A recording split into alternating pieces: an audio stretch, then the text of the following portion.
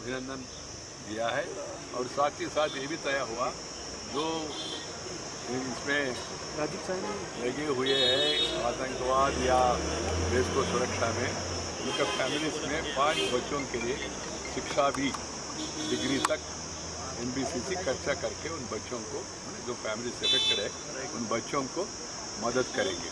तो इसके लिए अभिनंदन दिया है और साथ ही साथ ये भी तय हुआ जो इसमें लगे हुए हैं आतंकवाद या देश को सुरक्षा में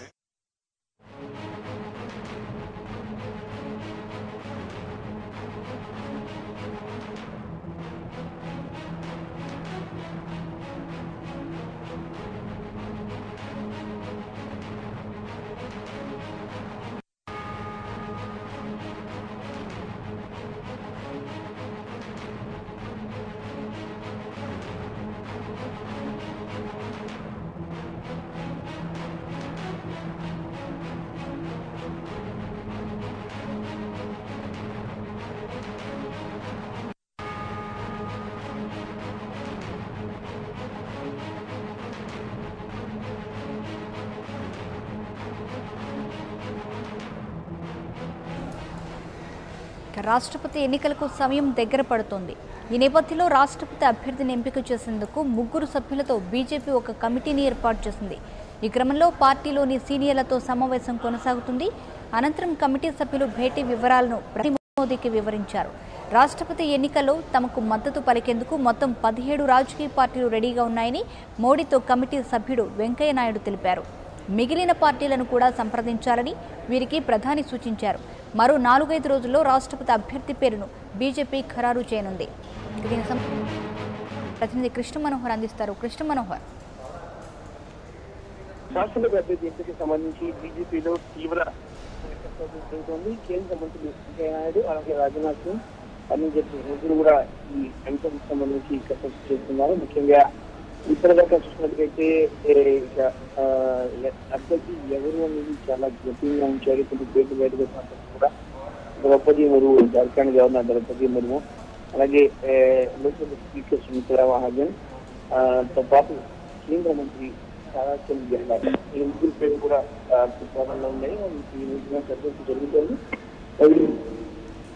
అంటే పార్టీ పద్ధతులు కానీ అన్ని అలాగే పార్టీ అభివృద్ధికి అలాగే దేశ అభివృద్ధికి తోడ్పడే వ్యక్తి కోసం బీజేపీ అన్వేషిస్తూ ఈ నేపథ్యంలో ఎక్కువ జరుగుతుంది. మరి అభ్యర్థిగా ఫైనల్ కాలేదు. దాంతో పాటు ప్రధానంగా ప్రతిపక్షాలను కూడా ఒప్పించి అందరితో ఏకీకరణ చేసి ఎలాంటి ఎన్నికలు లేకుండా ఏకీకరణగా ఎన్నుకోవాలన్న ప్లాన్ లో కూడా బీజేపీ సమాచారం ఉంటుంది. మరి విపక్ష పార్టీ నేతలు మాత్రం ఇప్పటికే వాళ్ళు కూడా ఒక పేరు మీద సపోర్ట్ చేస్తున్నారు. బయటకు రాలేదు